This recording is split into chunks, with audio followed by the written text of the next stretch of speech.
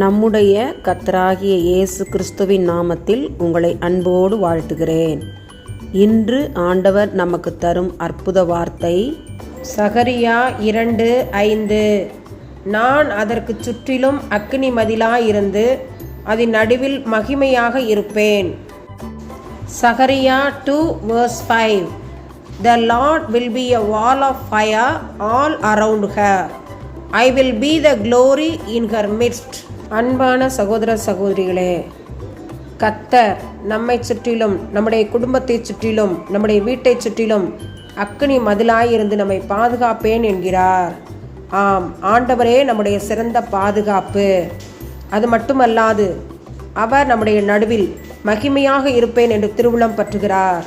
கர்த்தருடைய வசனத்தை விசுவாசிப்போம், அறிக்கையிடுவோம். ஆமென். மகிமையின் மேகமே, தர்மையான ஜெப நேரத்தில் எங்களை தாழ்த்துகிறோம், மை போற்றுகிறோம், மை புகழுகிறோம், மை வாழ்த்துகிறோம், மை வணங்குகிறோம், உம்முடைய நாமத்தை மகிமைப்படுத்துகிறோம்.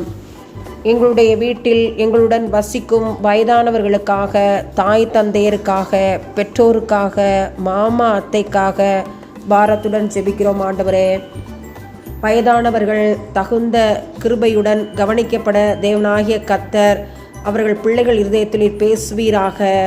அவர்களுக்கு கொடுக்க வேண்டிய கனத்தையும் மகிமையும் நாங்கள் அவர்களுக்கு கொடுக்க என் தேவனாகிய கர்த்தர் இரக்கம் காட்டுங்க. அவர்கள் சரீரத்திற்கு பலவீனங்களெல்லாம் எடுத்து போடுங்க சுவாமி. உம்முடைய வல்லமையுள்ள கரம் வயதானவர்களை தாங்குபடியாய் செபிக்கிறேன் ஐயா. முதிர் வயதிலும் கனிதந்து புஷ்டியும் பசுமையுமாய் அவர்கள் காணப்பட தேவனாகிய கர்த்தர் இரக்கம் காட்டுங்க.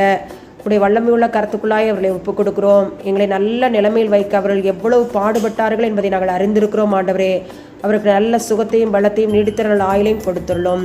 அவர்கள் பிள்ளைகள் அவர்களுக்கு கிரீடமாக காணப்பட கிருபை கொடுங்க. எங்கள் ஜெபத்தை உடைய சமூகத்தில் ஏறெடுக்கிறோம். இயேசுவின் மூலமாய் ஜெபிக்கிறோம் ஜீவனுள்ள எங்கள் நல்ல பிதாவே. ஆமேன், ஆமேன்.